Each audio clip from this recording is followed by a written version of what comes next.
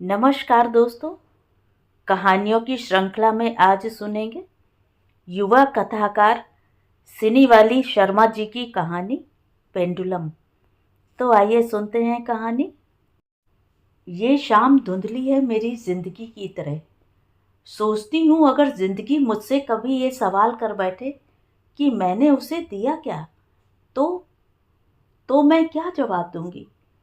इसी जवाब को खोजती तो मैं कब से चल रही हूँ, पर हर कदम पर, हर कोशिश के साथ जिंदगी उलझती ही चली जाती है। सब कुछ पा लेना चाहती थी, पर क्या मिला है अब तक। ना चाहते हुए भी मैं अपने आप में उलझती जा रही हूँ। और इधर मेरा घर, कुछ दिनों से देख रही हूँ भव्या का मन पढ़ाई में नहीं लग रहा है, चुप सी रहती है। कई बार उससे पूछा, स्कूल में कुछ हुआ है, कोई दिक्कत तो नहीं है। कुछ नहीं बताती। थोड़ी देर खाली खाली आंखों से मुझे देखती है और कभी कभी मुझे कसकर पकड़ लेती है। मैंने उसके दोस्तों से भी बात की, पर कोई कारण समझ में नहीं आया। शायद हार्मोनल चेंज भी इसका कारण हो सकता है, या फिर शिशिर से इस बारे में बात करूं, पर वह तो टूर पर गया है। उसे अभी 2-3 दिन और लग जाएंगे। 2-3 दिन लगे या 2-3 हफ्ते, कोई विशेष फर्क तो नहीं पड़ता मुझे। हाँ, और शांति ही लगती है। ये घर और भव्या उसका इंतजार करते हों, और मैं, पता नहीं। सोचती हूँ पता नहीं कहना मेरे लिए अब आसान हो गया है, पर इसे आसान बनाने में कितना समय लगा है। वह मैं ही थी जो किसी पार्क में, किसी मंदिर में घूरती आंखों के बीच घंटों शिशिर का इंतजार किया करती थी। उन आंखों के बीच शिशिर की आंखें ढूंढा करती। उसे देखते ही मैं भूल जाती कि मेरे आसपास कितने लोग हैं। मैं दौड़कर उससे लिपट जाती। मेरे लिए उसकी आंखों में चमकीली रोशनी होती, होठों पर मिठास, और साथ में उसकी ढेर सारी कविताएं। वो मुझे सुनाता जाता, अपलक मैं उसे देखती रहती। कई बार वह पत्रिका भी साथ लाता जिसमें उसकी कविताएं छपी होती, पर मैं उसका नाम बड़ी बड़ी पत्रिकाओं में देखना चाहती, और वह उदास होते हुए कहता, वहां तक पहुंचना आसान नहीं होता। गॉड फादर चाहिए, माथे पर किसी का हाथ चाहिए। कविता कितनी भी अच्छी क्यों ना हो, लिखने से अधिक छपाना मुश्किल काम होता है। मैं उसकी आंखों में कई बार उदासी तैरते देखती। अगर लेखन में दम हो तो आज नहीं तो कल लोग उसे खोज कर पढ़ेंगे, पत्रिकाएं हाथों हाथ लेंगे। मैं बोलती रहती, वह चुपचाप मुझे देखता रहता। काश कि ऐसा ही हो।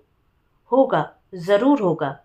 और काश कि तुम यूं ही उस समय मेरे साथ रहो। पर तब तक उसने मेरी हथेली अपनी हथेली में लेते हुए कहा, अगर मैं ये कहूँ, मैं ऐसे ही लिखता रहूं और तुम जीवन भर यूं ही मेरे साथ रहो, मेरी पहली पाठक, मेरी गाइड, या यूं कहूँ मेरी सब कुछ बनकर। उसकी आवाज़ हवा में तैरती रही और मेरी शाम सिंदूरी होती रही, और वह सिंदूर बिखरता रहा मुझ पर। सपनों का सच होना मैं देख रही थी। डोरबेल बजी, घड़ी की ओर नजर गई। देखा 2 बज गए। लगता है भव्या स्कूल से आ गई। मैं अपनी यादों और आधी लिखी कहानी को समेटने लगी कि अधूरी कहानी ने पूछा, मुझे कब पूरा करोगी। अब शायद रात में ही। भव्या को तो फिर भी समझाकर समय निकाल सकती हूँ, पर कितनी जिम्मेदारियों को समझाया जाए। आज शाम कुछ लोग घर पर आ रहे हैं, समय तो देना ही होगा। कल सुबह सुबह शिशिर भी आ जाएगा, फिर कहाँ मिल पाएगा वक्त। अधूरी कहानी मुझे देखती रहेगी और मैं जिम्मेदारियों की चक्की में पीसती उसे। शिशिर मेरे जीवन में आया तो मेरी जिंदगी ही बदल गई। सब कुछ खिला खिला खुशबू में भीगा भीगा था। हर वक्त मैं, वह और उसकी कविता होती। कभी कभी उसकी अधूरी लाइन मैं भी पूरा कर देती। मैं जीवन का संगीत सुन रही थी, महसूस करने लगी थी वह मुझ पर आश्रित रहने लगा है, और अपनी खुशियों के लिए मैं उस पर। अब मेरे जीवन में उसका होना किसी तूफान से कम नहीं, और हर वक्त किसी सूखे पत्ते की तरह मैं कांपती रहती हूँ। मेरे जीवन से सुगंध उड़ चुका है और सूखे फूल की तरह मैं बिखर रही हूँ। ओह! फिर मन कहाँ भागने लगा। भव्या स्कूल से थकी आई है और भव्या चुपचाप टीवी देख रही है। अपनी उम्र से ये कुछ अधिक बड़ी हो गई है। शरारतें नहीं करती, इस उम्र की नादानियां नहीं दिखती, चुप होती जा रही है दिन ब दिन। जब भी मेरे और शिशिर के बीच झड़प होती है, कभी कभी वह भी सामने होती है। हालांकि हर बार मैं चाहती हूँ कि हम ऐसा कुछ भी उसके सामने नहीं करें जिससे उस पर कुछ गलत असर हो। पर सिर्फ मेरे चाहने से तो सब कुछ नहीं होता। पर आगे से बिल्कुल नहीं, मैं ही चुप रह जाऊंगी। बहुत कुछ सहना पड़ता है। ऐसे ही घर की छत और उसके नीचे संसार नहीं बसता। ओह! फिर दूध उबलकर गिर गया, मेरी ही तरह। रात के 9 बज गए। गेस्ट अभी अभी गए हैं। सुबह स्कूल की तैयारी भी करनी है और भव्या को भी थोड़ा समय देना है। क्वालिटी टाइम चाहिए बच्चों को। सही है, बच्चे शो पीस तो नहीं है कि बस खिला पिला दो और झाड़ पोंछ कर घर में सजा दो। उसकी भी भावनाएं हैं, अपनी उलझनें हैं। मैं नहीं समझूंगी, टाइम नहीं दूंगी तो और घर में कौन। शिशिर को तो गोष्ठियों से टाइम ही नहीं मिलता। घर आता है, थकान उतारता है, फिर अगली मंजिल की तरफ बढ़ जाता है। घर में उनके साथ कौन कौन रहता है शायद उसे पता हो या ना हो। परिवार की आर्थिक ज़रूरतों के अलावा भावनात्मक ज़रूरतें भी तो होती हैं। कवि है पर भावना नहीं समझ पाता।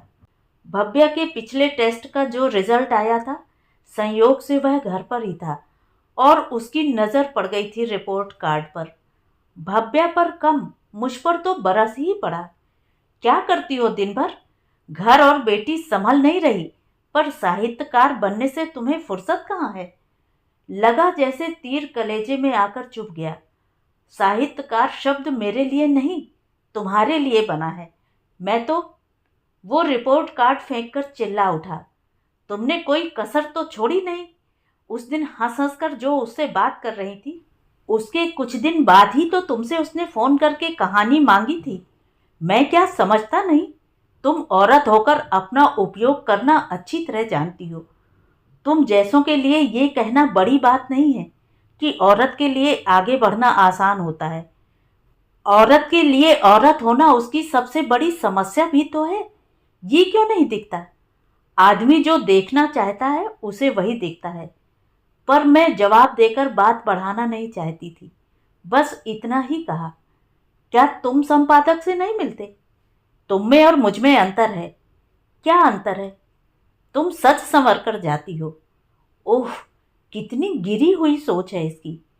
जवाब तो था मेरे पास, पर झगड़ा और बढ़ जाता अगर मेरी नज़र पर्दे के पीछे खड़ी भव्या पर नहीं पड़ती। उसका डरा सहमा चेहरा देखकर मैं चुप हो गई और वहां से आंसू पोंछते हुए हट गई। रात के 11 बज गए।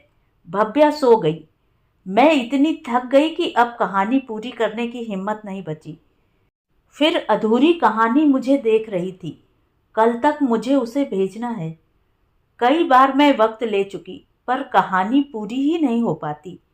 अगर अभी पूरी नहीं हुई तो कल सुबह दोपहर शाम रात तक समय नहीं मिल पाएगा, क्योंकि कल सुबह ही शिशिर आ जाएगा।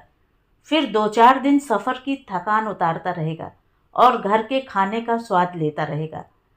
कहानी पर काम करते देखकर तो उस समय शायद चुप भी रह जाए, पर रात होते होते कोई ना कोई बहाना लेकर मुझ पर बरस जाता है। महीनों से उसका ये व्यवहार मैं देख रही हूँ। अब तो आंखें बंद करके भी ये जान जाती हूँ कि मेरे किस व्यवहार पर उसकी क्या प्रतिक्रिया होगी। सब कुछ कैलकुलेटेड सा हो गया है। ये दर्द क्यों? ओह! ये तो उस दिन शिशिर ने गुस्से में गर्म पानी डाला था। उसके बाद हाथ में फफोले पड़े थे। अभी तक पूरा सूखा नहीं है। 2-4 दिन दवाई लगाई, फिर काम में दवाई लगाने का ध्यान ही नहीं रहा। कहाँ रह पाता है अपना ध्यान? और वह कहता है मुझे सजने संवरने से फुर्सत ही नहीं है। एक समय था कि मेरा सजना संवरना उसे पसंद था, खासकर जब किसी गोष्ठी सम्मेलन में जाना होता या किसी संपादक समीक्षक मित्र से मिलना होता। उस दिन वह चाहता मैं उसके हिसाब से तैयार हूँ। मुझे भी उसके हिसाब से सजना संवरना अच्छा लगता। सच कहूँ तो कभी कभी मुझे अपने आप से रश्क होने लगता कि दुनिया जिसकी दीवानी है वह मेरा, उसके साथ मुझे चलते गर्व होता कि मैं इतने बड़े कवि की पत्नी हूँ। सभा गोष्ठियों में उसके साथ आते जाते धीरे धीरे मैं महसूस करने लगी कि सुंदरता के अलावा मैं उसकी नज़र में और कुछ नहीं रही। मेरी भावना, मेरी खुशी, मेरी ज़रूरत धीरे धीरे शिशिर के आगे बढ़ने के जुनून में सब खोता चला गया। इस बीच कुछ ऐसे साहित्यकारों से मिली जिन्हें मुझमें मेरी सुंदरता के अलावा भी कुछ दिखा। वह थी मेरे लिखने की प्रतिभा। शिशिर की कविता सुनते सुनते न जाने मुझमें लिखने की क्षमता कहाँ छुपी थी, वह बाहर आ गई। जब उन लोगों ने मुझ पर भरोसा जताया तो मैं भी लिखने लगी कहानी। मेरी कहानी छपने लगी और धीरे धीरे बड़ी बड़ी पत्रिकाओं में भी। मुझे लगता शायद ऊपर वाले ने हमारी जोड़ी इसीलिए बनाई थी कि हम दोनों एक ही राह के राही बनेंगे। जब मंजिल एक हो तो साथ चलना आसान हो जाता है। घर संसार से मैं समय चुराकर लिखने लगी कहानियाँ। पाठकों के पत्र और फोन आने लगे। पहले शिशिर के कहने पर जाती थी, अब मेरे लिए भी निमंत्रण आने लगे। पर अब वह मुझे अपने साथ ले जाना नहीं चाहता। कभी कभी शिशिर तय समय से पहले ही मुझे बिना बताए निकल जाता और मैं इंतजार करती ही रह जाती। भव्या के जन्म के बाद औरत की सबसे बड़ी जिम्मेदारी घर और बच्चे को संभालना होता है। ये मुझे शिशिर समझाने लगा। उसकी परवरिश में कहीं कोई कमी न रह जाए, इससे जुड़ी किताबें ला ला कर देने लगा। मैं कुछ और पढ़ना चाहती, वह मुझे कुछ और पढ़ाता। फिर भी किसी तरह मैंने अपने सपने को बचाए रखा। एक हफ्ते पहले ही की तो बात है, उस दिन शिशिर घर पर था। भव्या की छुट्टी थी स्कूल में। मैं तैयार होने लगी, संपादक से मिलने जाना था। शिशिर से कहा, भव्या का ध्यान रखना, मुझे लौटने में 3-4 घंटे लग जाएंगे। कहाँ जा रही हो? संपादक एक कार्यक्रम करवाना चाहते हैं इसी शहर में। वह चाहते हैं मैं भी हिस्सा लूं। इसी सिलसिले में कुछ। अच्छा, तभी ये सिल्क की साड़ी और लिपस्टिक लगाकर जा रही हो। मैं सब समझता हूँ, कहानी कैसे छपती है और कार्यक्रम कैसे होते हैं। मैंने आवाज़ नीची रखी क्योंकि आजकल भव्या की गहरी होती उदासी मेरी आंखों में थी। क्या कहना चाहते हो तुम कि मैं? तुम सब समझ रही हो। उस दिन जब तुम मेरे साथ गई थी तो वह तुम्हें अपने केबिन में लेके क्यों गया था? क्या मेरे सामने बात नहीं हो सकती थी? मेरी नहीं तो कम से कम उनकी उम्र का तो लिहाज करो। मुझे बेवकूफ़ बनाती है। मैं खूब समझता हूँ तुम्हें भी। और गैस पर पानी खौल रहा था, हमारी ही तरह। मुझे अंदाजा नहीं था वह इस हद तक भी जा सकता है। उसने खौलता हुआ पानी मुझ पर फेंक दिया। ओह, सिर्फ शरीर ही नहीं जला, आत्मा भी जल गई। मेरे भीतर शिशिर नाम जलने लगा, दुर्गंध आने लगी। साड़ी थी, पूरा शरीर तो नहीं जला, पर हाथों पर फफोले पड़ गए, मेरी ही जिंदगी की तरह। वह अगले ही दिन देश के प्रख्यात कवि संगोष्ठी में शामिल होने के लिए चला गया। बहुत रात बीत गई, अधूरी कहानी फड़फड़ाती रही मेरे सामने। मैं भव्या को, उस अधूरी कहानी को और घड़ी के पेंडुलम को देखती रही। तो ये थी कहानी। कहानी आपको कैसी लगी? कमेंट करके ज़रूर बताएं।